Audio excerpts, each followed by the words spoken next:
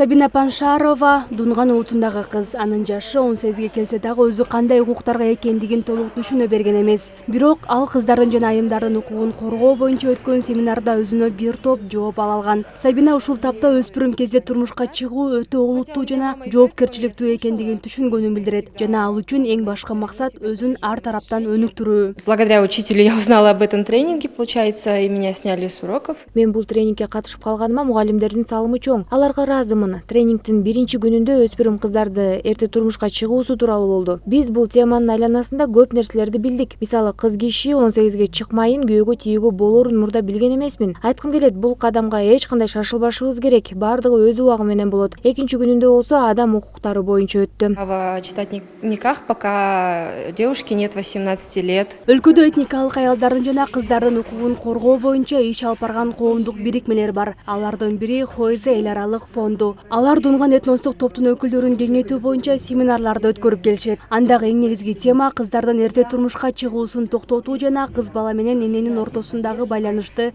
жакшыртуу. Фонд сохранения культурного и духовного наследия Дунган, Центральной Азии.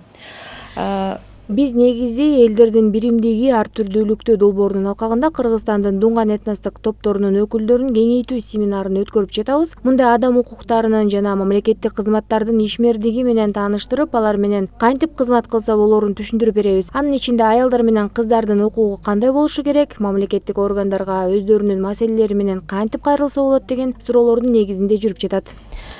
Единство народа в многообразии. Дегени менен турмушта өз багытын жакшы билип, укугу менен катар милдетин да так аткарган этникалык айымдар жок эмес. Анын бири Гүлнара Алан. Ал ийгиликтүү инсан. Гүлнаранын сүйүп жасаган иши өз улутундагы кыздардын үлпөт көнөгүн тигүү. Кызыл, жашыл, көк түстөгү кооз кийимдерди жаратуу үчүн жок дегенде 5 күндүк убакыт сарпталат. Мне 55 лет. Менин жашым 55 жашта. Мен Дунган улутундагы келиндердин үлпөт тойго кие турган кийимин тигем. Жана сатып баштаганыма 3,5 жыл болду. Мага биздин улуттун кийимдери аябай жагат. Бул ишти бизнес жүргүзүү үчүн эмес, өзүм сүйгөн кесип катары алектенем. Мага Алматыдан көп тапшырыктар келет. Ошондой эле Америка Кошмо Штаттарына алып кеткендер дагы бар. Года. И потом вернулась домой, потому что по семейным обстоятельствам. Бүгүнкү күндө адам укуктарын коргоо, анын ичинде аялдардын, балдардын жана этникалык коомчулуктагы айымдардын кызыкчылыктарын арттыруу башкы талап. Андыктан бул багытта иш алып барган коомдук бирикмелер жер-жерлерде аялдар арасында окутууларды жүргүзүп, алардын коомдо маанилүү инсан экендигин түшүндүрүүгө аракет жумшап келишет. Негизи биз этникалык жамааттардын байланыштуу мыйзамдарды кеңейтүү жагынан иштеп жатабыз.